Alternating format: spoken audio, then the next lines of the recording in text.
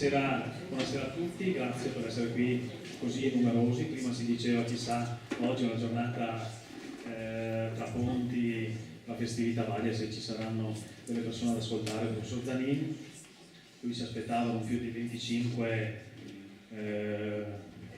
presenze di Manzoniana Memoria, in realtà siete molte di più e questo ci rende felici. Ringrazio di cuore il professor Zanini per essere presente per questa conferenza, ma anche per averci dato un grosso aiuto nella realizzazione di questa rassegna Pensare, Parlare, Essere, che si è iniziata il 29 di marzo, ha visto coinvolti alcuni docenti del liceo Brocchi, che vedo anche qui presenti, e si concluderà venerdì prossimo, il 3 di maggio, con Storie di donne, donne della storia, riflessione sul femminile, e saranno coinvolti 3 docenti del liceo Brocchi, la professoressa Maria Marchese, la professoressa Antonella Carullo e di nuovo Fabio Zanin, con studenti di varie classi del liceo dell'indirizzo classico.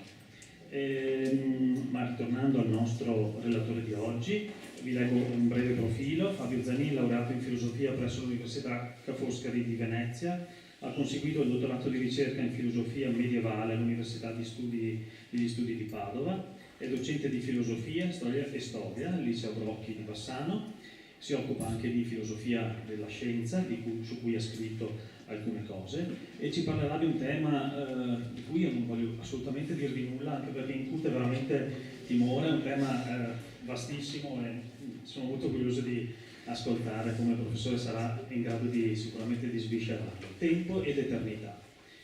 Lascio subito la parola al professore, grazie.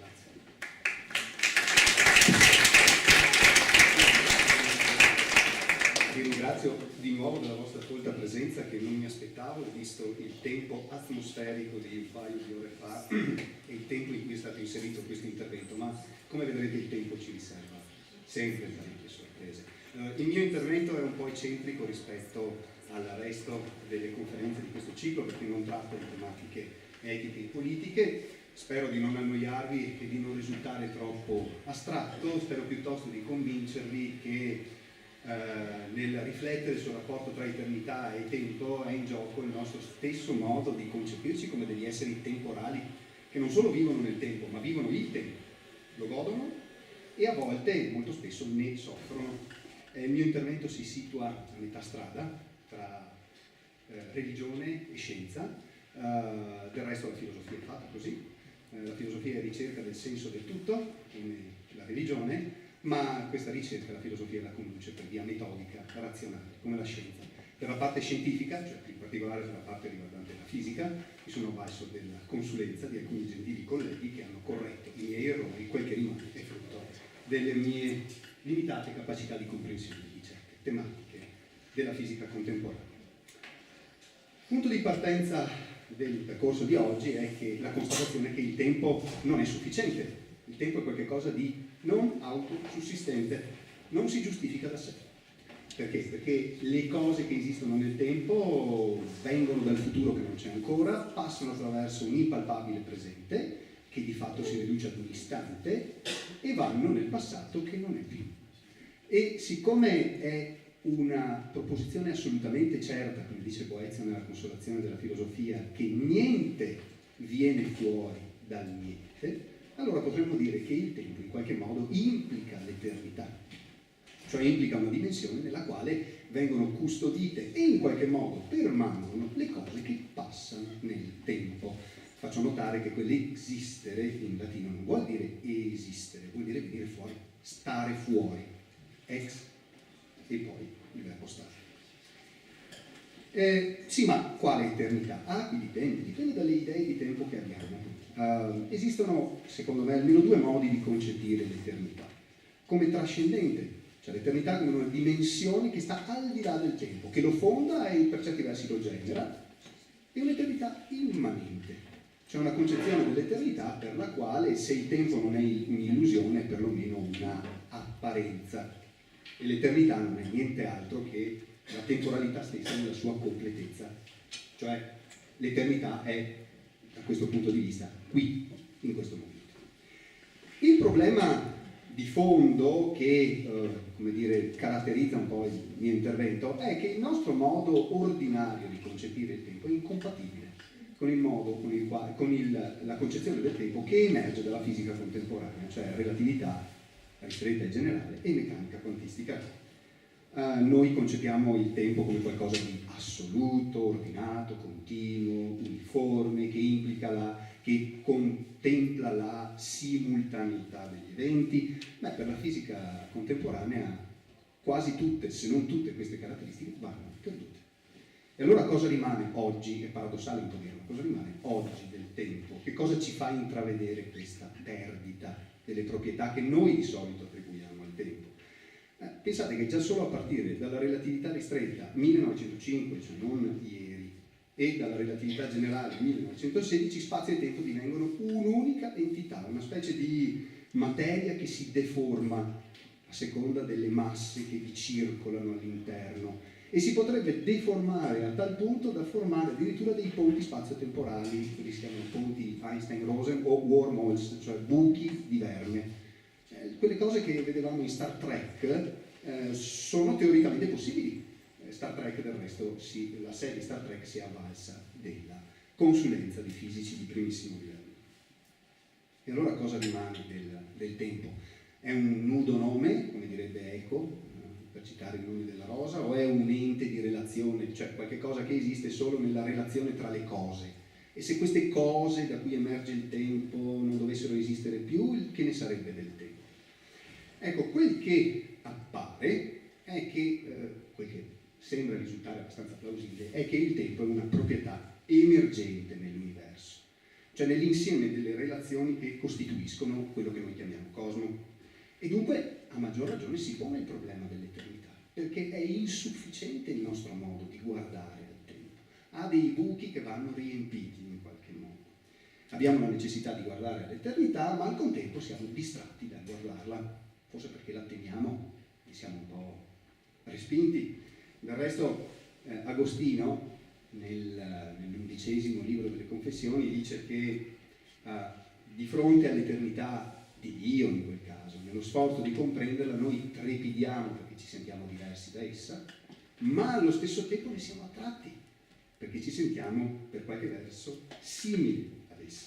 E poi, aggiunge Agostino, i problemi riguardanti il tempo sono usitata ed abdita, familiari, ma allo stesso tempo nascosti, misteriosi. E Agostino, infatti, a questo proposito dice: che cosa d'altra parte di più familiare e di più noto richiamiamo alla mente mentre parliamo che il tempo? Che cos'è dunque il tempo? Se nessuno me lo chiede, lo so. Se voglio spiegarlo a chi me lo chiede, non lo so. E allora partiamo dalla concezione ordinaria del tempo che abbiamo, che è quella newtoniana. Newton, nel primo libro dei Principi matematici, filosofia naturale, definizione 3, dice che bisogna distinguere tra un tempo assoluto e un tempo relativo. Il tempo relativo è quello che misuriamo con gli strumenti e con le nostre sensazioni. Non perché, dice Newton, si debba definire il tempo è noto a tutti, ma perché di solito lo misuriamo in modo sbagliato, misuriamo in modo approssimativo. Il tempo assoluto, dice Newton, vero, matematico, in sé e per sua natura, fluisce uniformemente, senza rapporto con alcun che di esterno, e viene chiamato anche durata. Il tempo relativo, apparente, comune, è una misura sensibile ed esterna, precisa o ineguale della durata per mezzo del movimento, comunemente usata invece del tempo vero, per esempio l'ora, il giorno, il mese, l'anno. Ma perché distinguere un tempo assoluto da un tempo relativo? Perché esistono moti assoluti e moti relativi. Moti relativi sono i cambiamenti nei rapporti tra le cose semplicemente perché le cose cambiano posizione tra di loro, cioè perché stanno in una certa relazione prima e poi stanno in un'altra relazione. Ma se noi ci limitiamo a questa concezione relativa del movimento non riusciamo a capirlo, perché se questo fosse il movimento, allora come faremo a dire che è la Terra a muoversi attorno al Sole e non viceversa? Bisogna allora ammettere che ci siano dei moti assoluti. E come verifichiamo che ci sono dei moti assoluti? Perché ci sono gli effetti delle forze impresse, la forza di attrazione gravitazionale. Come facciamo a rilevare queste forze impresse? Newton fa degli esempi tipo un secchio pieno d'acqua appeso ad un soffitto con una corda che viene attorcigliata su se stessa. Poi si srotola quella corda e l'acqua dentro il secchio prima sta ferma, poi a un certo punto si accumula verso le pareti del secchio e poi comincia a prendere il moto del secchio stesso, cioè un moto tendenzialmente circolare. Come si fa a spiegare questo con la posizione relativa dell'acqua e del secchio? Ci devono essere delle forze impresse. Se ci sono moti assoluti e moti relativi, siccome il moto manifesta o è manifestazione del tempo, allora ci deve essere anche un tempo assoluto, distinto da un tempo relativo.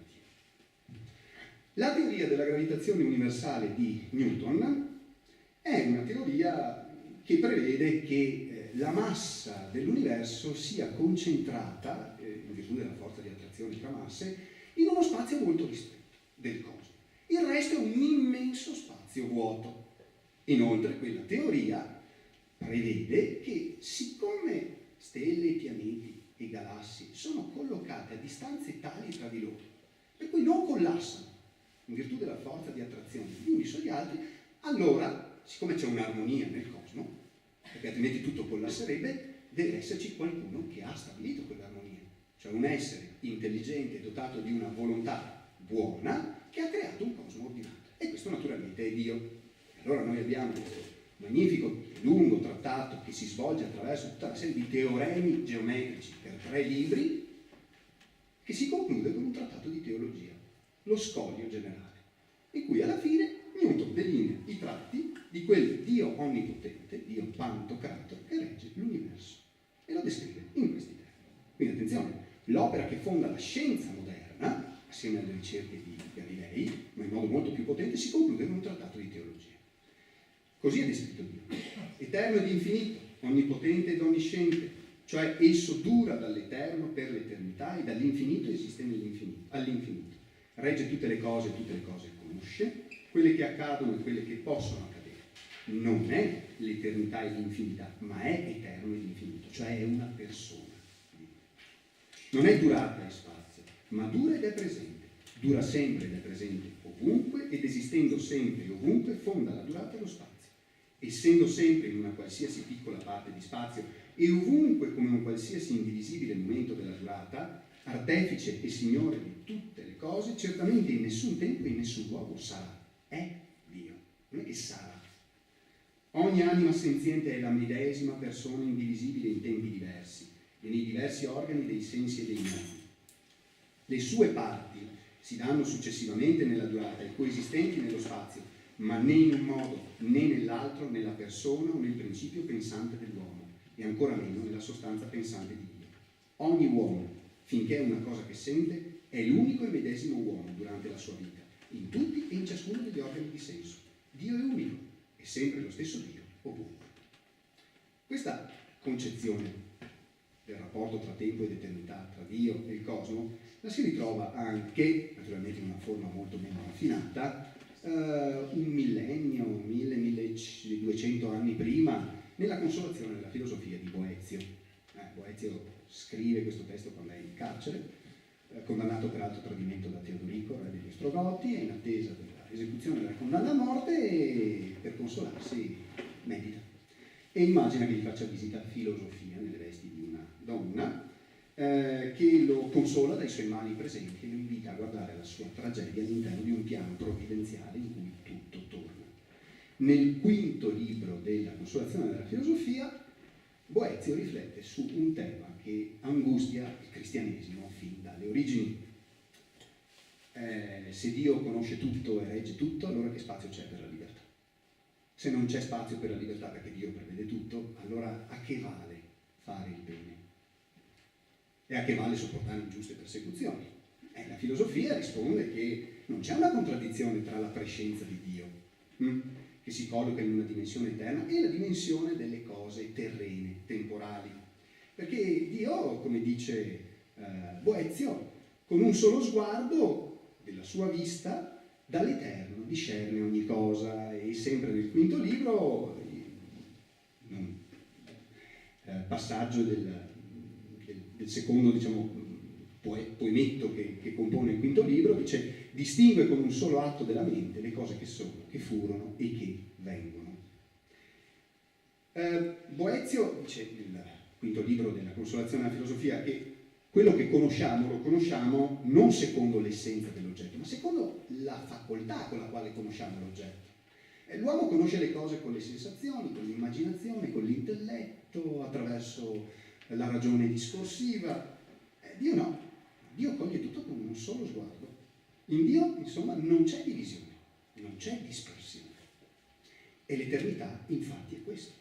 L'eternità è dunque il pieno possesso simultaneo e perfetto di una vita interminabile, che risulta più chiaro dal confronto con le cose temporali. Insomma, quello che è temporale non ha il pieno possesso di se stesso, perde il passato, non ha ancora il futuro e il presente gli scappa di mano, mentre eterno, cioè Dio, è ciò che è pienamente padrone di se stesso, compos sui. Il mondo è perpetuo, nel senso che dura finché Dio decide che debba durare, potrebbe durare anche per sempre, però ha un inizio, mentre Dio è eterno, cioè è solamente presente. Dio non scorre ed è tutto raccolto in se stesso. E quindi, conclude nel quinto libro della Consolazione della filosofia, Dio non ha propriamente prescienza del futuro come ce la possono avere certi uomini. Dio vede tutto già dato e questo non rende necessario ciò che esiste. Ciò che esiste rimane meramente possibile perché Dio ha deciso di crearlo così. Dio lo vede, sa che cosa avviene, ma questo non rende necessario ciò che accade. Spiegazione che a me non ha mai granché convinto. Ci potremmo riflettere. Ecco, nella riflessione di Boezio risuona l'eco del Timeo di Platone. Evidente.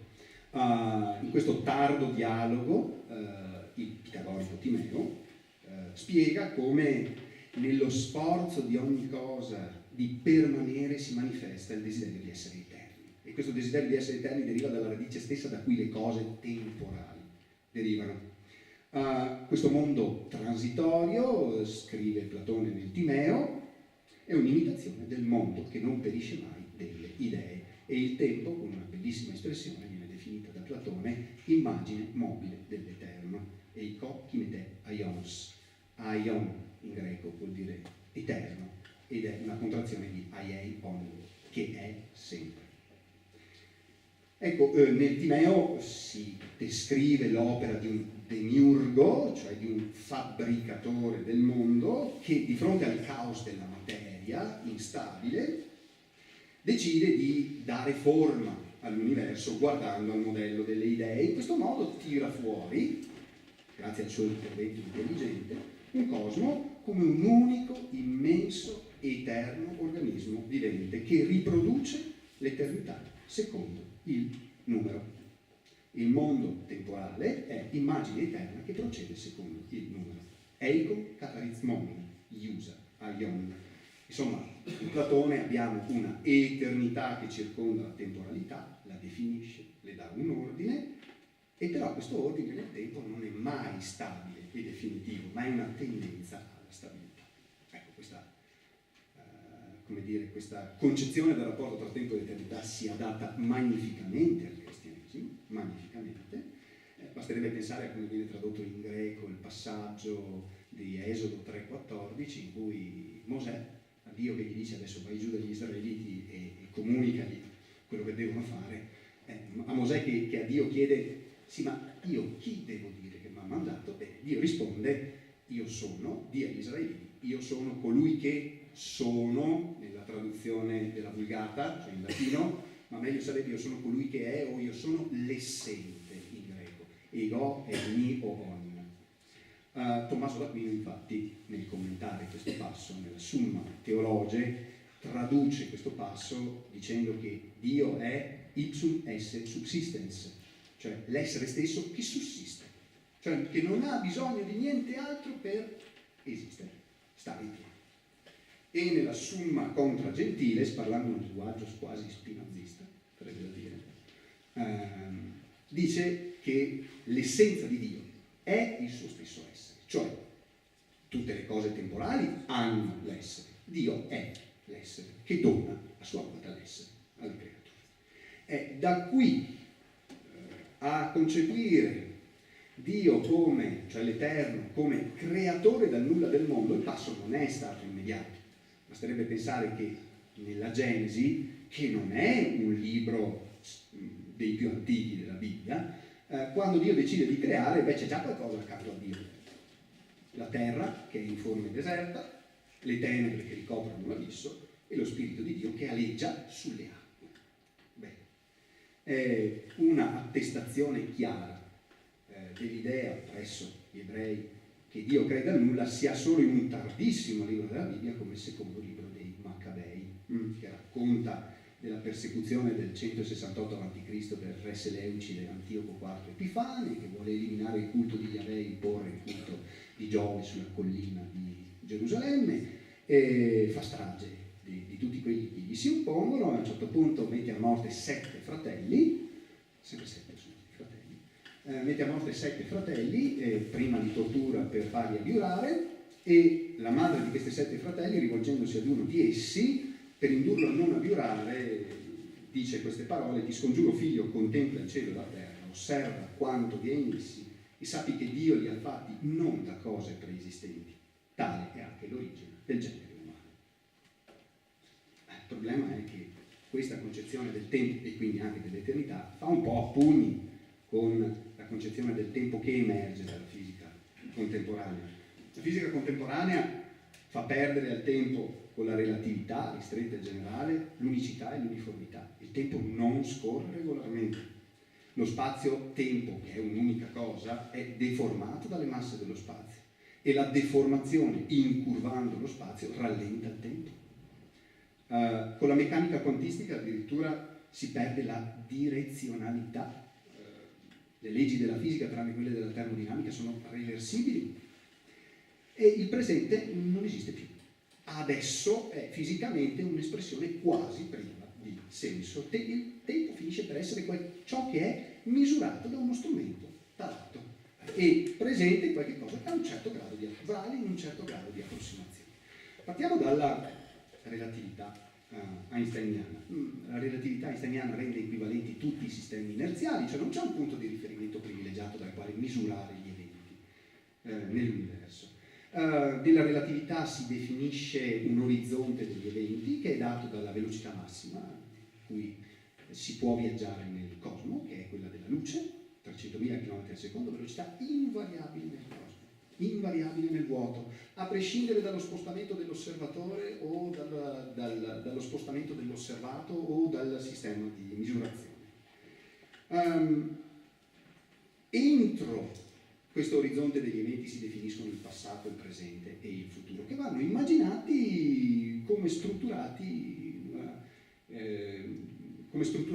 una configurazione a doppio cono. Il vertice che unisce i due coni è quello del presente, dove c'è l'osservatore immaginate che guardi in basso. L'osservatore che guarda in basso riceve informazioni dal cosmo, onde elettromagnetiche, luce, e gli eventi che vede sono però passati. Dietro di lui c'è qualcun altro che lo osserva, così, e colui che osserva l'osservatore si trova rispetto all'osservatore nel futuro, ma il nuovo osservatore vede l'osservatore numero 1 quando è già passato. Lo vede come passato. Tra l'altro di recente è stato anche fotografato per modo di dire, un buco nero in curva lo spazio-tempo, in curva questo doppio cono, soprattutto nel futuro, annullando di fatto l'orizzonte degli eventi, e infatti pare che il contorno del buco nero sia tendenzialmente circolare. Bene, la meccanica quantistica aggiunge altri particolari, aggiunge l'indeterminazione alle misure. Onde e particelle sono intrinsecamente indeterminate, cioè non è che si trovino da qualche parte, non hanno neanche una traiettoria fissa. La posizione e la velocità di particelle, onde, non è rilevabile contemporaneamente. E quando si rileva la posizione o la velocità di una particella, la si fa decadere da stati di possibilità in cui si trova, e stati di possibilità che sono sovrapposti. Quando uno va a misurare, toglie, per così dire, la particella dai suoi stati di possibilità sovrapposti ma attenzione, quindi determina in qualche maniera o la posizione e la velocità di una particella, ma solo in un intorno, non in tutto l'universo, non in modo assoluto. Cioè in realtà, in altre parole, per i principi di determinazione è la relazione osservatore-osservato che determina posizione e velocità di una particella. Come appare l'universo allora a questo punto? Beh, partiamo dalla teoria della relatività.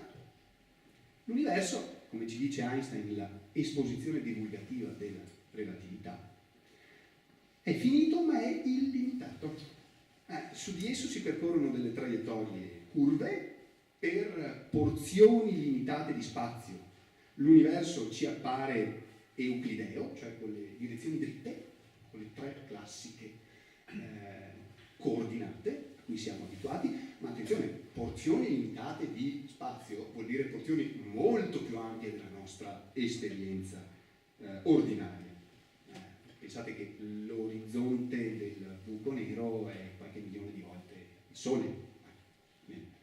L'universo è leggermente incurvato dalle masse dei corpi che lo costituiscono. Einstein avrebbe voluto il suo universo stazionario, in realtà la sua teoria prevedeva che l'universo fosse in espansione, infatti nel 29 il signore che si chiama Hubble rileva che l'universo è in espansione, le galassie si allontanano. La teoria della relatività poi prevede che la materia sia distribuita omogeneamente nell'universo, perché alcune conseguenze della teoria di Newton sono fisicamente impossibili, quelle legate alla concentrazione della massa in uno spazio molto ristretto, quindi potremmo dire che nell'universo di Einstein non c'è spazio per Dio. In quell'immenso spazio vuoto che circonda la materia, Newton aveva collocato Dio.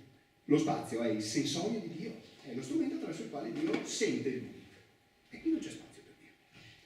E il tempo, qui va ancora peggio, nel senso che il tempo è variabile, va più o meno rapidamente a seconda di come si muove un corpo. Più la velocità a cui si muove un corpo si avvicina a quella della luce, più si restringe. Il tempo è il paradosso dei gemelli, quello che invecchia andando in un viaggio interstellare, quello che rimane sulla Terra, che invece invecchia di più, dell'altro che rimane più giovane. La curvatura stessa impressa dalle masse rallenta il tempo e quindi perde di senso la nozione stessa di adesso. Il cosmo alla fine che cos'è? È la totalità dei punti di presente. E il presente diventa una nozione approssimata, vale all'interno di certi limiti determinati tra l'altro dalle nostre capacità di misurare le cose. Io che guardo quelli che stanno in prima fila vedo qualche cosa, vedo dei loro movimenti che percepisco come presenti, ma sono successi qualche nanosecondo. Quando vediamo il sole sorgere la mattina, vediamo nei limiti in cui possiamo vedere quel che accade, vediamo qualche cosa che è accaduto 8 minuti fa, più o meno. Bene. Adesso in meccanica quantistica ancora peggio.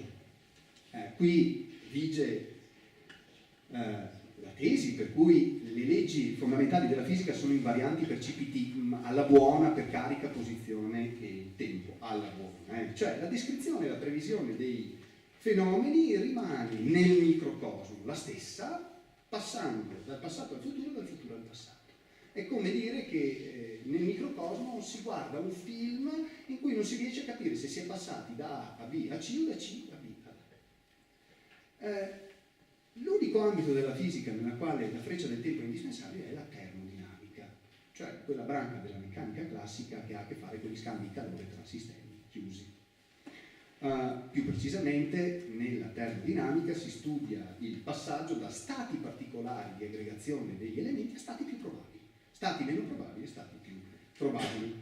Cioè la freccia del tempo vale a livello macroscopico, ma forse a livello microscopico non vale. A livello microscopico il tempo è simmetrico. Non è del tutto vero neanche questo, che ci sono recenti esperimenti che almeno in alcuni limitati casi smentiscono questa generalità della regola, però in generale il tempo è simmetrico a livello microscopico. Che cos'è l'entropia? Questo signore che vedete al centro è Ludwig Boltzmann, fisico austriaco, sepolto al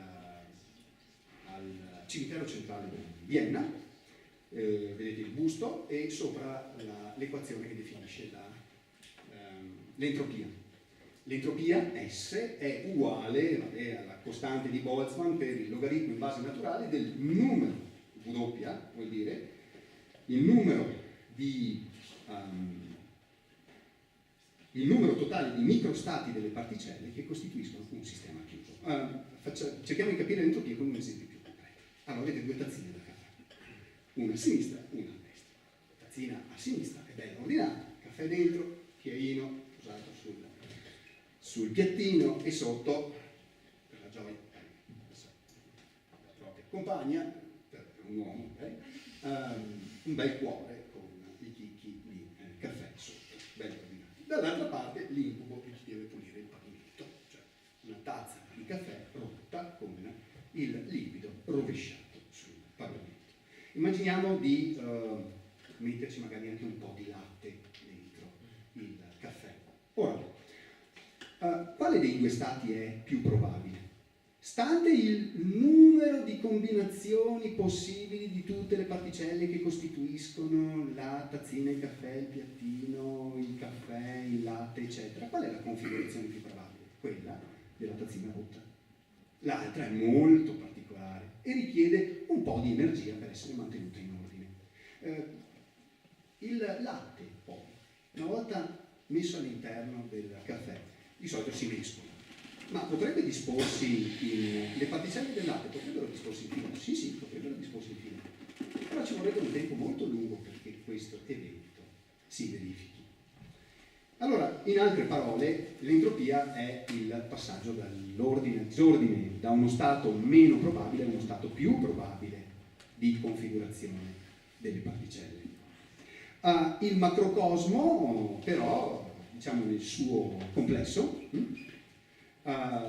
presenta delle problematiche relative all'entropia. Allora, tutto nell'universo va verso l'entropia, cioè va verso la disorganizzazione. L'entropia aumenta solamente, anche nella nostra vita quotidiana. Ora, se noi prendiamo il macrocosmo nel suo complesso e pensiamo all'ipotesi di un Big Bang iniziale, l'ipotesi di Big Bang è molto plausibile. Per la teoria della relatività ci deve essere stato questa sorta di scoppio iniziale. Ecco, l'entropia era bassa all'inizio del nostro universo. Il numero totale degli stati, però, nel cosmo è sempre quello, non è che cambia il numero delle aggregazioni possibili. E allora perché si passa da stati omogenei a stati eterogenei? E poi la gravità produce omogeneità, allo stesso tempo però produce i buchi neri, che hanno il massimo dell'entropia. L'ipotesi probabile, per la fisica contemporanea, almeno per alcune varianti di teorie che vi presenterò brevemente dopo, è che l'entropia è sempre stata alta nell'universo. Lo spazio vuoto è apparentemente vuoto, ma in realtà è riempito da materia, da energia oscura, che costituirebbe il 70% di ciò che forma l'universo, secondo quello che si chiama il modello cosmologico standard. Cioè vi circola energia oscura. E ci sono fluttuazioni dei campi, fluttuazioni termiche dei campi quantistici che di tanto in tanto producono degli scoppi, dei Big Bang. E per dirla con un fisico, Edward Tryon della Columbia University, il Big Bang è più facile da capire se non è l'inizio di tutto, ma solo una di quelle cose che capitano di tanto in tanto. Questo è quello che risulta plausibile, perlomeno, a partire dalla teoria delle stringhe, la prima candidata al ruolo di teoria del tutto, cioè teoria che dovrebbe mettere assieme relatività generale e meccanica quantistica. Che cosa prevede la teoria delle stringhe? Che i componenti elementari dell'universo siano delle strings, corde in inglese, ma corde di strumento musicale, non corde, quelle per legare oggetti pesanti. Sono degli oggetti unidimensionali che vibrano e che fanno emergere quelle che noi vediamo come particelle o come onde, eccetera. Tra l'altro nella teoria delle stringhe queste vibrazioni avvengono sul numero di dimensioni che varia, da 10 a 26 dimensioni, solo che noi ne rileviamo solo 4. Questa teoria è stata introdotta per sanare alcune incongruenze per esempio le galassie si allontanano per la teoria della relatività, però e ci deve essere stata quindi una singolarità iniziale in cui le condizioni di densità, di temperatura e di curvatura erano infinite, ma allo stesso tempo la materia è distribuita uniformemente nell'universo, quindi ci deve essere stato un momento iniziale in cui c'è stata una comunicazione tra diverse parti dell'universo, prima dello scoppio.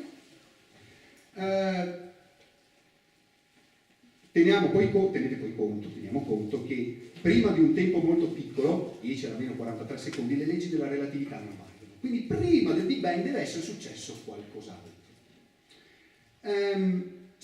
La teoria delle stringhe poi ha diverse versioni. Ci sono alcune versioni molto interessanti, come per esempio quello che si chiama il modello inflazionario, per cui il Big Bang è un evento di un multiverso.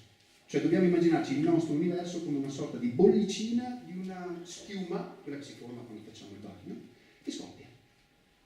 Per il resto ci sono tanti altri universi attorno che però non comunicano con il nostro.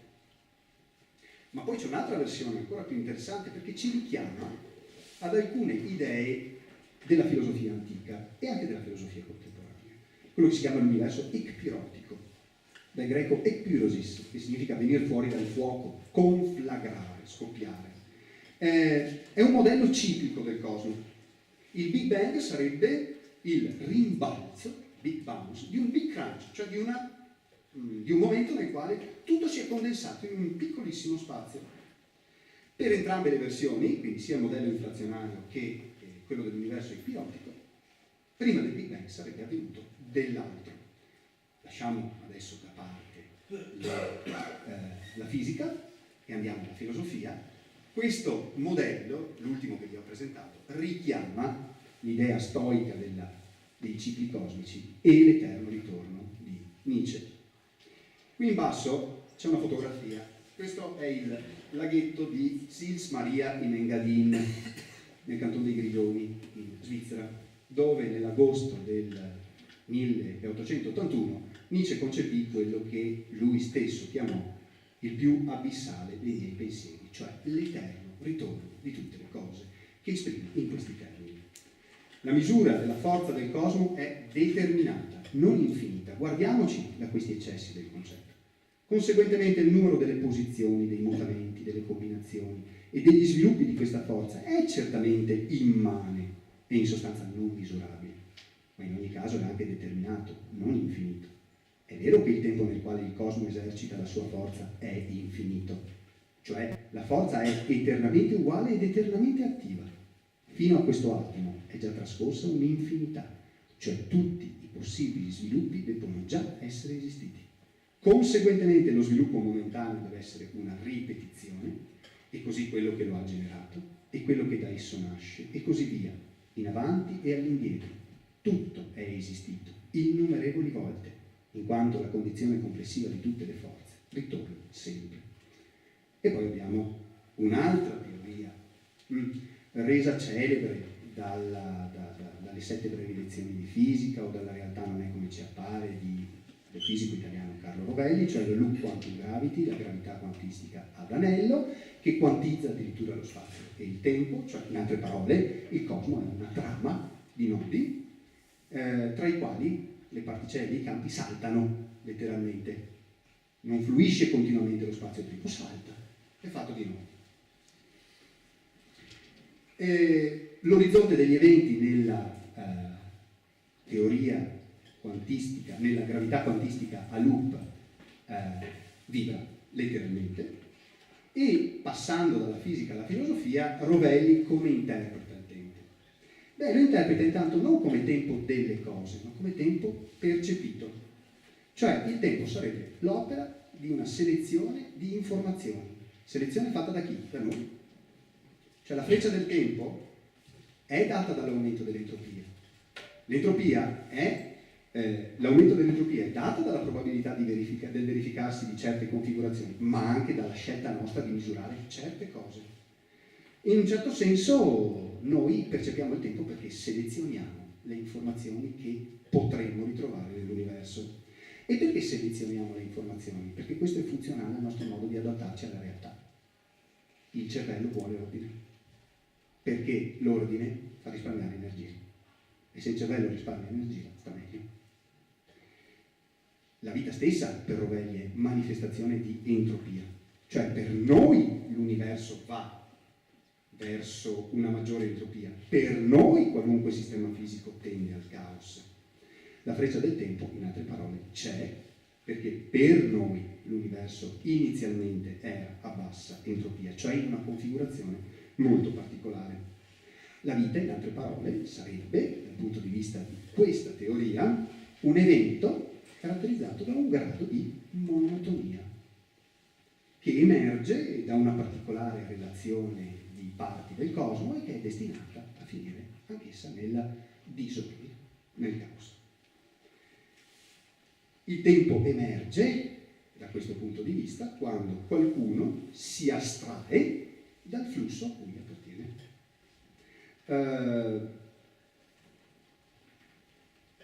Ho finito con la parte fisica.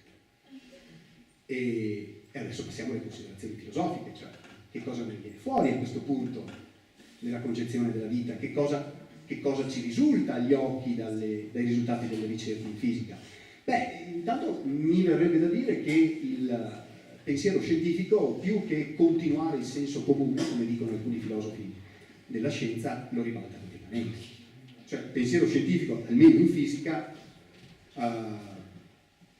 disfa, sovverte il mondo che noi quotidianamente e pazientemente ordiniamo. Abbiamo l'impressione che la fisica contemporanea ci mostri un mondo che non solo ci sfugge largamente, ma che si contrappone al nostro stesso modo in cui noi ci adattiamo alla realtà. Addirittura Rovelli, spingendosi di nuovo a fare delle considerazioni molto filosofiche, dice che non bisognerebbe più parlare di cose nell'universo. L'universo non è fatto di cose, è fatto di eventi, di stati, di processi. E le cose, noi in primo luogo, siamo processi monotoni, cioè processi che hanno una certa costanza nella configurazione delle loro parti per un certo periodo di tempo. Una sorta di arresto nel flusso degli eventi. Ecco, sono ipotesi matematiche? Sì, certo, sono ipotesi matematiche, però sono ipotesi che servono a spiegare i dati che abbiamo a disposizione, servono a dare a loro una certa coerenza. Cioè non sono ipotesi inventate, ma ipotesi che servono a derivare quello che noi vediamo nel cosmo.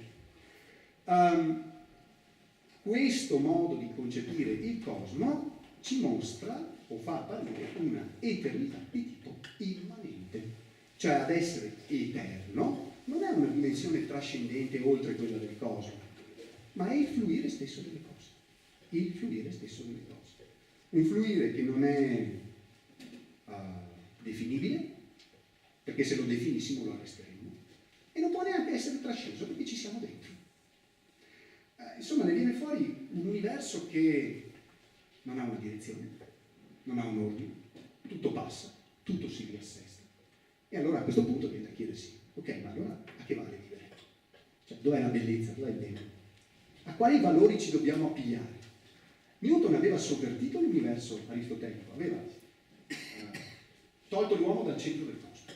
L'aveva già fatto Copernico, l'aveva già fatto Galileo, ma nel modo più completo l'ha fatto Newton. Però perlomeno lì il mondo era fissato su dei saldi pilastri, qua no, qua saltano tutti i pilastri. Quale può essere a livello esistenziale la conseguenza?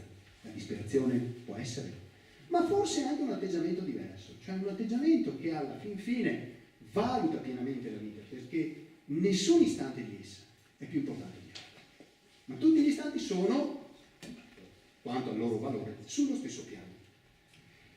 In qualche modo l'eternità, da questo punto di vista, si fa presente, è in ogni istante del tempo che noi viviamo. E qui il riferimento a Nietzsche diventa quasi obbligatorio. Ho riportato il pensiero 341 della Gaia Scienza, famoso perché prima ancora di Così parlò Zarathustra, Nietzsche qui illustra il modo in cui cambia il nostro modo di vedere le cose, se assumiamo questo punto di vista.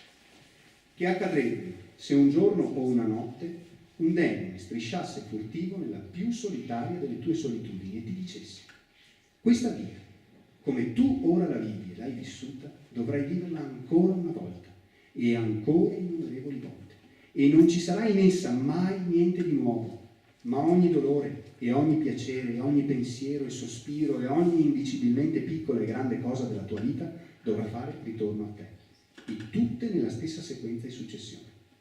L'eterna clessidra dell'esistenza viene sempre di nuovo capovolta, e tu con essa, granello nella polvere, della polvere.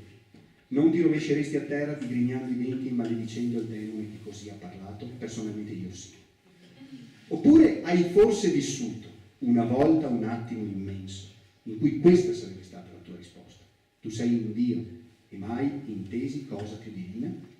E aggiungerei anche questo passaggio della parte finale del Tractatus Logico-Philosophicus di Wittgenstein, che in questi termini si esprime a proposito dell'eternità.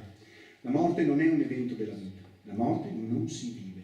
Se per eternità si intende non infinita durata nel tempo, ma atemporalità, allora vive eterno chi vive nel presente.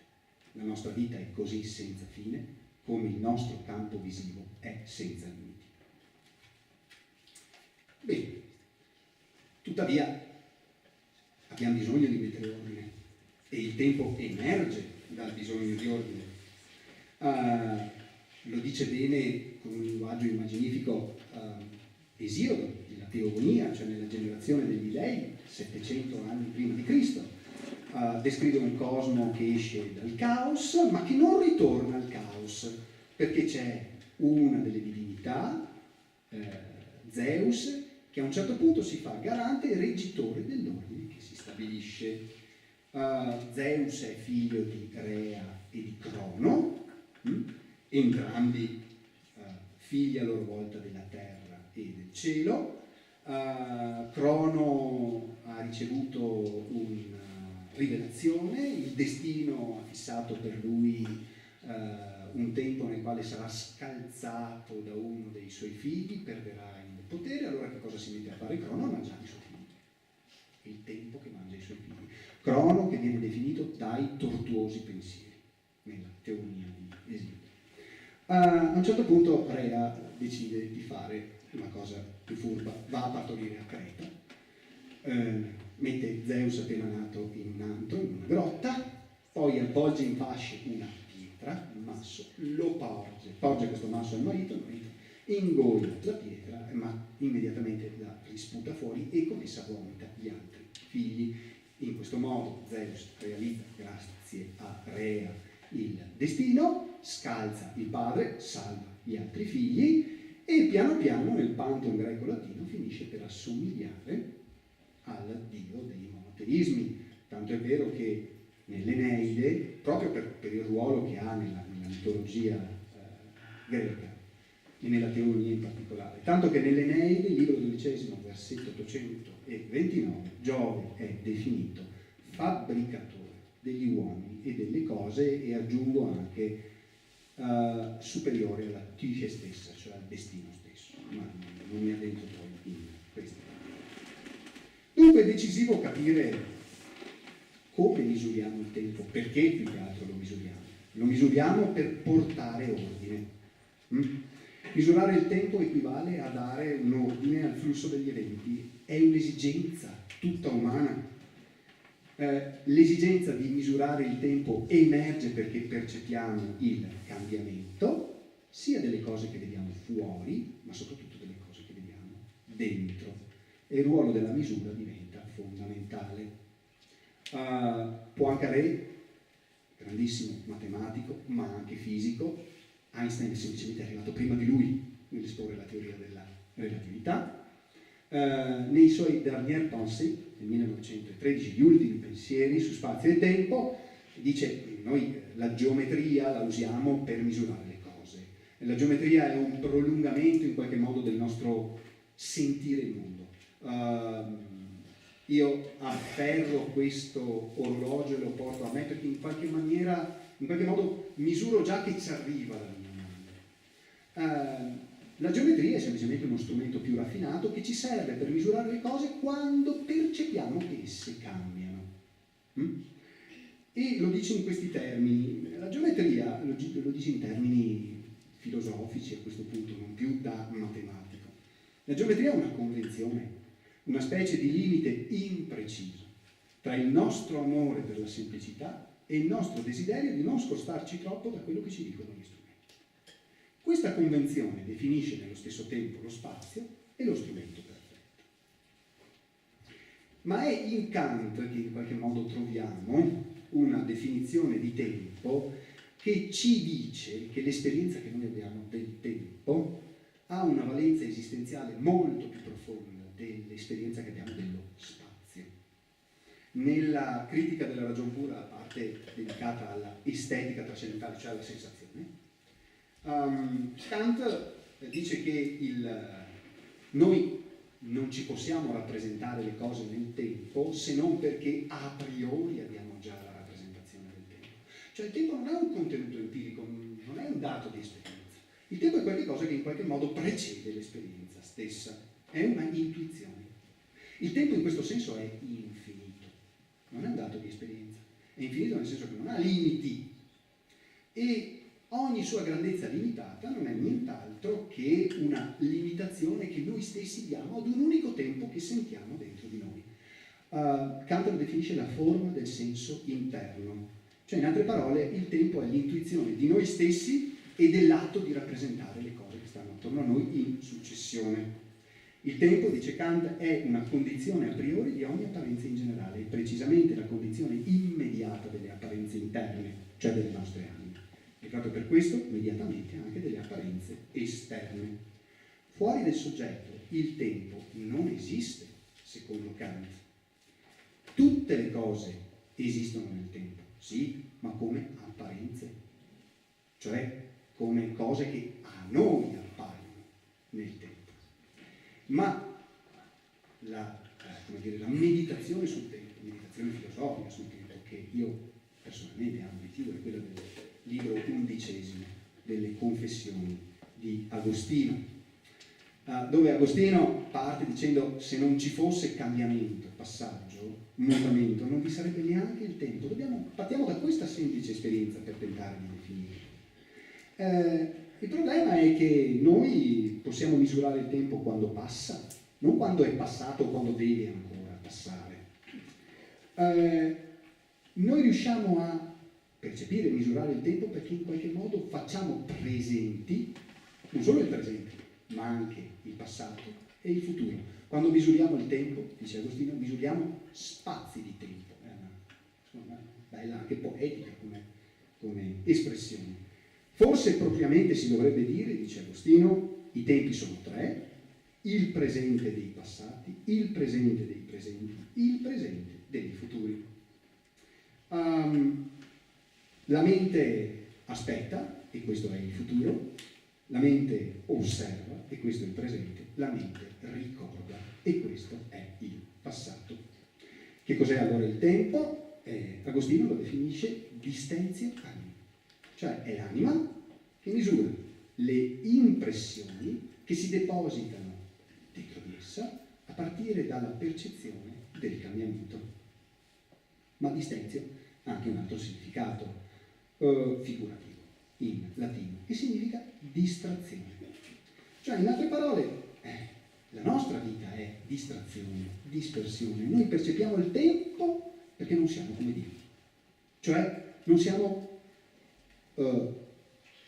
totalmente presenti a noi stessi e non riusciamo a raccogliere l'intera storia nostra e dell'universo, perché per raccogliere una canzone e cantarla abbiamo bisogno di uno sforzo limitato, ma se dobbiamo guardare l'intero cosmo, ma non solo l'intero cosmo, ma anche alla nostra stessa esperienza, finiamo per perdere i pezzi da strada, non riusciamo a tenerli tutti assieme. E quindi il tempo è in qualche maniera segno della nostra limitatezza. E, tornando ancora un po' indietro nel tempo, anche Aristotele, nella fisica, il quarto libro della fisica, rileva come il tempo nasca dall'esperienza del movimento. E quando poniamo però il tempo come qualcosa che esiste, che c'è da qualche parte, finiamo in una serie di aporie. Aporie in greco vuol dire un punto in cui non si passa, en passe in francese. Va bene? Perché ci getta in una serie di aporie la riflessione sul tempo? Beh, perché il tempo è costituito da istanti che svaniscono. Cioè il tempo sarebbe una somma di nulla. Nella sua riflessione sul tempo Aristotele arriva più o meno alla stessa conclusione di Agostino, cioè il tempo è una proprietà del movimento, è il numero del movimento secondo il prima e il poi, e l'istante cos'è? L'istante è un'astrazione, l'istante è un concetto, si fa un'astrazione dal continuo in modo da fissare un arresto nel fluire degli eventi. Per comodità, dice Aristotele, usiamo un movimento uniforme, quello dell'ultima sfera, la sfera delle stelle fisse, per misurare tutti gli altri movimenti che noi percepiamo durante il giorno, e in questo senso il tempo è quindi anche circolare. E in vero il tempo stesso sembra in qualche modo essere un circolo, e ciò sembra d'altronde per il fatto che esso stesso è misura di un tale spostamento, e da tale spostamento esso stesso è misurato lo spostamento della sfera delle stelle fisse. Sicché dire che gli accadimenti sono un circolo vale come dire che del tempo viene un circolo, e questo avviene perché esso è misurato dalla conversione circolare. Al di là e sopra le cose che esistono nel tempo c'è il principio del movimento stesso, che in Aristotele è il primo moto dell'immobile, che è eternamente nel suo luogo, ha una vita perfetta proprio perché non muta, è aion, è sempre, non è corruttibile, e complessivamente neanche l'intero cosmo per Aristotele è di per sé corruttibile, cioè non viene da nulla e non va da nulla. Ciò che nel cosmo cambia sono le sue configurazioni. Aristotele usa un'immagine tratta dalla geometria, dice i cambiamenti che avvengono nel cosmo sono come le proprietà di una figura geometrica che noi dimostriamo. Allora, per condurre una dimostrazione facciamo un discorso, ci sono dei passaggi, ma quelle proprietà ci sono già prima ancora che noi facciamo quei passaggi, sono già implicite dentro. Bene, andiamoci verso la conclusione. Allora, è l'atto della misura che fa emergere il tempo, e l'atto della misura è la manifestazione di una incapacità umana di cogliere il tutto, un'incapacità che si manifesta anche nel nostro stesso modo di concepire noi stessi e di ricostruire la nostra storia. Cerchiamo di costruire la nostra immagine attraverso i ricordi, di mettere insieme anche i nostri desideri, cioè proiettandoci nel futuro, eppure la nostra esperienza ci dice che qualcosa ci sfugge continuamente di mano, cioè tendiamo costitutivamente all'eternità, non riusciamo a pervenirvi, ma non riusciamo a fare a meno di tendere verso l'eternità, perché l'esistenza del tempo l'esistenza nel tempo è insufficiente e anche insoddisfacente. E poi anche perché per definirci, per essere noi stessi, dobbiamo comunque legarci a tutto il resto del cosmo. Lo dice bene Spinoza nell'Etica. Quando noi concepiamo le cose in relazione al tempo, facciamo entrare in gioco l'immaginazione, stabiliamo legami tra le cose che siamo abituati a vedere, e questi legami si consolidano per abitudine. È quando noi inseriamo le cose nell'eternità, cioè in rapporto a Dio, per come lo concepisce Spinoza, che poi è il cosmo per Spinoza, cioè quando inseriamo le cose anche noi stessi all'interno del contenitore in cui stanno, con tutti i legami che circondano le singole cose, allora le concepiamo per come esse sono veramente, cioè sub specie eternitatis, sotto la forma dell'eternità. Cioè, in altre parole, per concepire anche noi stessi, per definire anche noi stessi, dobbiamo legarci a tutto il resto. E quanto per esempio dice Emanuele Severino, filosofo italiano di recente intervistato dal nostro Premier Conte, l'intervista è comparsa su Repubblica un paio di settimane fa, nella struttura originaria che è poi il suo saggio da cui prendono le mosse per tutte le sue riflessioni successive. In particolare in questo passaggio dove dice del significato X, Fabio Zanini, non si dice semplicemente che non è questo o quest'altro non X, ma che non è la totalità del non X. L'analisi di ogni significato è pertanto manifestazione della totalità. Infatti, ogni significato e la totalità del suo altro dividono l'intero. Poi prosegue dicendo, questa divisione dell'intero avviene da molteplici punti di vista. ogni volta che ognuno si definisce in questo modo, cambia l'orizzonte che viene tolto. Tuttavia, dice, in questo senso va accettato il principio di Anaxagoras, tutto è in tutto. In qualche modo, nella singola cosa vi è in qualche modo tutto l'universo. Ma di questa unità del tutto, quindi dell'unità del tempo e dell'eternità, di un tutto in cui tutte le singole cose sono comprese, da cui emergono come temporali, parla anche la prima parola filosofica che ci è arrivata, cioè il frammento di Anaximandro, tratto dal Periphysios, cioè sulla natura, un frammento, un passaggio che ci è stato tramandato da Simplicio, un commentatore di Aristotele del VI secolo d.C., un millennio dopo la vita di Anaximandro. In questo passaggio Anaximandro parla dell'origine di tutte le cose, origine che in greco si dice arche, e che significa non solo origine ma anche senso di tutte le cose. Per Anaximandro l'arche di tutte le cose è l'apriron, l'infinito, l'illimitato, da cui emergono le singole cose. E descrive così il modo in cui le singole cose emergono. Donde le cose che esistono, cioè che vengono fuori, hanno l'origine, lì deriva per esse anche la distruzione, secondo necessità. Infatti, esse si rendono l'una all'altra giustizia e pena dell'ingiustizia, secondo l'ordine del tempo. Lasciando perdere la lettura del testo greco, faccio solo notare che lì ordine è reso col termine taxis, cioè ordine come successione di cose, non cosmos, cioè l'universo tutto intero, come un unico organismo. E quanto all'interpretazione di questo passo, quella che più mi affascina è quella secondo la quale la pena che le singole cose pagano l'una all'altra, una pena che pagano per una colpa, che è la pretesa di rimanere separate dall'apiron, separate dal principio da cui provengono, e di rendersi quindi totalmente autonome, di esistere, cioè di stare fuori perpetuamente. Bene, conclusione. A me sembra che il tempo che viene fuori, almeno da quel che ho cercato di raccogliere, sia simile ad un fiocco di neve che si deposita sulla nostra mano. Noi cerchiamo di osservarlo, magari con uno strumento apposito, per ingrandirne le perfette forme geometriche, e col calore che si trasmette dalla nostra mano al fiocco di neve, si scioglie di nuovo l'entropia. Si passa da una configurazione perfetta al caos. Quando noi cerchiamo di considerare il tempo che ci è tanto familiare ci diviene estraneo, come ogni cosa che ci è familiare, quando la guardiamo da vicino, comincia a diventarci molto strana, comincia ad allontanarsi da noi. La ragione, illuminandolo, decompone il tempo e i suoi pezzi si spargono nell'universo, e potremmo finire per dire quel che dice Agostino ad un certo punto della sua riflessione sul tempo: non so nemmeno che cosa, non so.